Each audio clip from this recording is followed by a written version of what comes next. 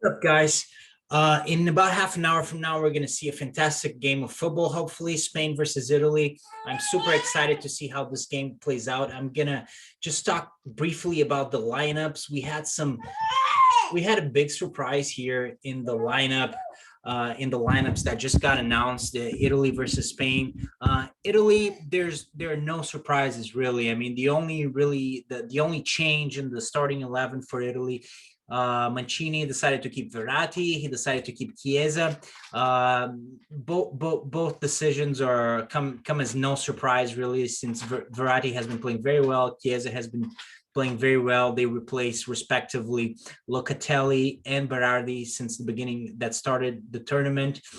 But really the big change is Emerson, but it's a change that we saw coming, with the Spinazzola's injury. He snapped his Achilles heel. It's unfortunate for Italy because he had been fantastic in the tournament so far, but that's really not a huge deal for Italy because they do keep 10 out of 11 players. So I think we're going to see a little bit of the same from Italy. Now, Spain, it's kind of like mind-boggling here. I was wondering if Luis Enrique was going to bring in Eric Garcia again for Pau, and he did. So we have again the Laporte Eric Garcia partnership, but it kind of like, it makes me wonder. I mean, why does he keep changing Eric Garcia and Pau Torres back and forth? I mean, it gives me the impression that he doesn't really know which one is the best combination. But the problem is,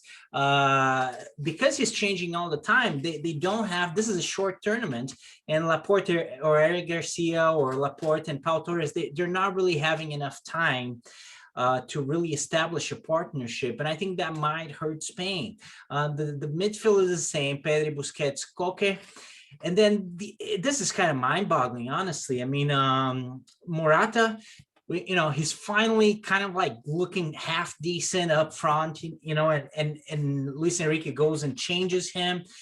He puts him on the bench, but he doesn't even bring in a guy like Gerard Moreno, who would be, I think, a shoe-in. It would be like the obvious choice since the beginning of the tournament, really. It would be the obvious choice for number 9. I mean, he's a very consistent goal scorer. He had a fantastic season for Villarreal. Instead, we get Oyarzabal, who really hasn't had a lot of minutes so far, who's not a traditional number 9.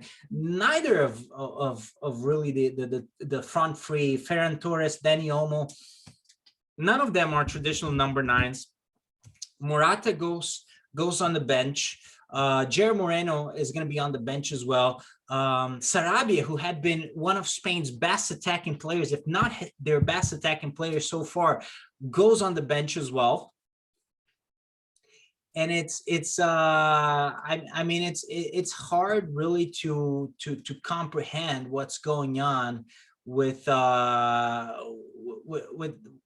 Luis Enrique, and his decisions. I don't know exactly why he decided to go with this front three, but it's kind of a weird choice. And to me, it kind of seems like if he keeps changing the team again and again and again, he's not going to get consistent results. And it seems like, it's almost like he doesn't know what he's doing, or that he's afraid of Italy. But in any case, it's a weird decision to change the front three, to change 2 players in the front three. I mean, it's really a strange decision, and it's certainly, yes, it will surprise the Italians, but at the same time, with all these constant changes, again, this is a short tournament. And I think it's important for you to find a formation, for players to feel comfortable in that formation, to feel to establish partnerships. With all these constant changes, I think Spain is going to have a hard time doing that, and we'll see how it plays out. If ultimately, this is football, and if Spain wins, Luis Enrique will be considered a genius, because he was able to change the team dramatically and still win. But at the same time, if they lose, I mean, it's a weird decision by Luis Enrique, another one. And it's almost like he's choosing his team at random at this point, quite frankly. So we'll see how that plays out. And I'll talk to you guys soon.